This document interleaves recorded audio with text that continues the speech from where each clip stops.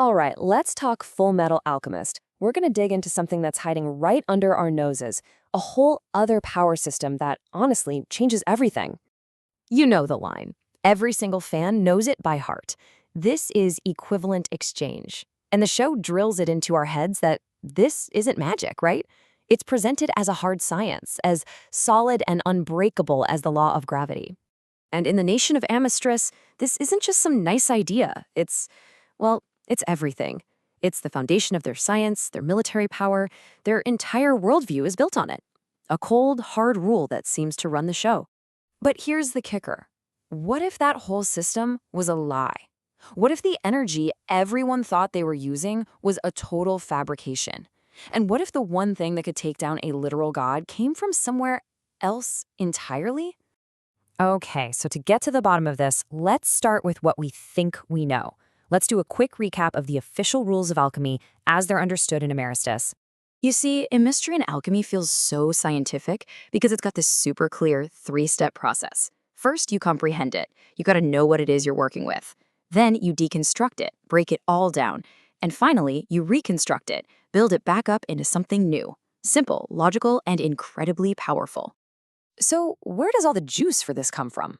Well, the official story is the energy from the Earth's tectonic shifts. I mean, it sounds pretty legit, right? Almost scientific. But that's where we find the first little crack in this whole seemingly perfect system. Now let's jump halfway across the world.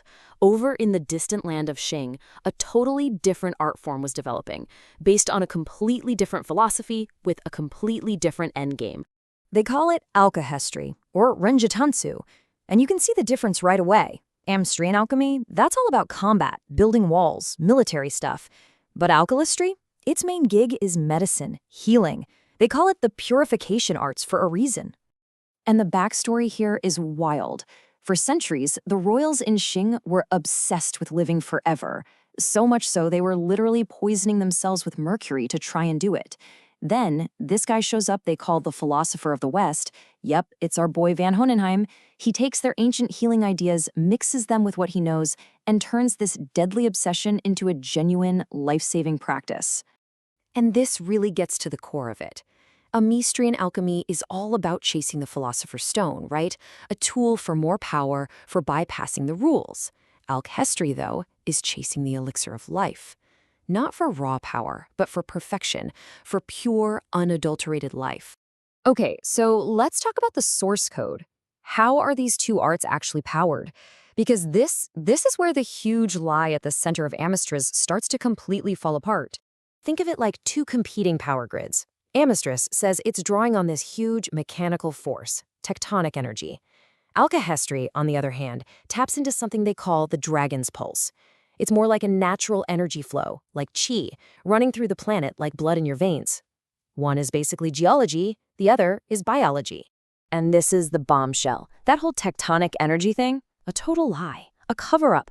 The truth is, Amstrian alchemy is secretly plugged into a massive nationwide system built by the villain Father, and it runs on the condensed energy of human souls.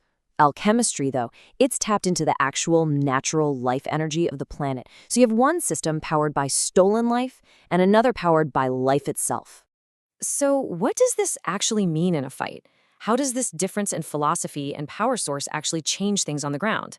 Well, the advantages are huge. Okay, so Amstrian alchemy is very hands-on. You pretty much have to touch what you want to change. You have to be right there in direct contact. But alchemistry, it can work from miles away. Since it uses that dragon's pulse, a user can just set up some markers and trigger the transmutation from a huge distance. That's a complete game changer, something a regular alchemist couldn't even dream of doing. So let's just lay it all out. You've got way better healing, you can use it from far away, and you only need one universal circle for pretty much everything. But the most crucial part? It's running on a power source that is completely 100% off the grid from Father's system. And this is exactly why alchemistry isn't just some interesting side story. No way. It is the secret weapon of the entire series. It's the one thing that could actually stand up to a villain who seemed absolutely unbeatable. You see, Father had this ultimate ace up his sleeve. Since he built the power grid for Amstrian alchemy, he could just turn it off. like flipping a breaker switch. In one single second, he could make every alchemist in the country totally useless. That should have been it, right? Game over, checkmate. The most powerful people in the nation are suddenly powerless. Who could possibly stop him? Well, there was one thing his power couldn't touch. Alchemistry was never plugged into his network. It runs on a totally different system, that Dragon's Pulse, that he had zero control over. So when he threw that big kill switch and shut down all of Amistry and alchemy, the practitioners of alchemy were completely unaffected. They were the only ones left who could fight back. So when you really think about it, the story isn't just good guys versus bad guys. It's a clash between this corrupt, artificial, man-made system built on sacrifice and a natural, universal life force. It really makes you wonder, what is real power? Is it something you build and control, or is it something you learn to harmonize with?